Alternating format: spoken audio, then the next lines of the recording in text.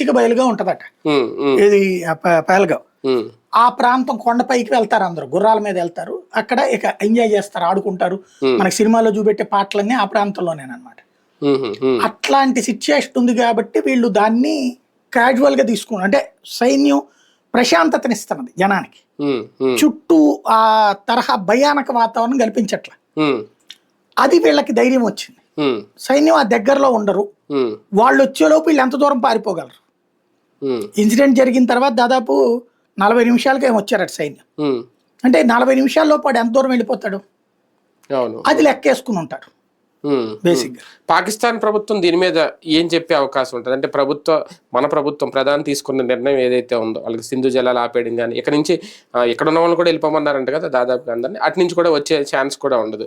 అంటే ఇది మాది కాదు ఉగ్రవాది దాడి అని చెప్పి చేతులు దులుపుకుంటుందా, లేదంటే దాయాదేశం ఏం చెప్పే అవకాశం? బేసిక్ గా వాళ్ళు ఫ్రమ్ ద బిగినింగ్ అసలు మాకేం సంబంధం లేదంటే కాశ్మీర్ లోదే అంటారు. అందులో పనిచేస్తున్న వాళ్ళు పాకిస్తాన్ లో సైన్యంలో పనిచేసిన వాళ్ళే ఇప్పుడు నిన్న ఒకటి దొరికింది కాబట్టి అవి నడుస్తుంది. అట్ ద సేమ్ టైం ఇప్పుడు హై కమిషనరేట్ దగ్గర వాళ్ళ పొద్దున ఓడి సీన్ జరిగింది, కేక్ పట్టుకెళ్తున్నారు. మీడియా అంతా అడిగింది కేక్ ఎందుకు పట్టుకెళ్తున్నారు అని చెప్పేసి, వాడి సమాధానం చెప్పాలి కదా. ఏదో మా ఆఫీస్ లో ఒకటి పుట్టినరోజు అది కూడా చెప్పలేదు, అంటే వాడు బిత్తరపోయి చూస్తున్నాడు. అంటే అర్థం ఏంటి, దీన్ని సెలబ్రేట్ చేసుకోవడానికి రెడీ. అంటే ఏంటి, వాళ్ళలో ప్రతి ఒక్కళ్ళు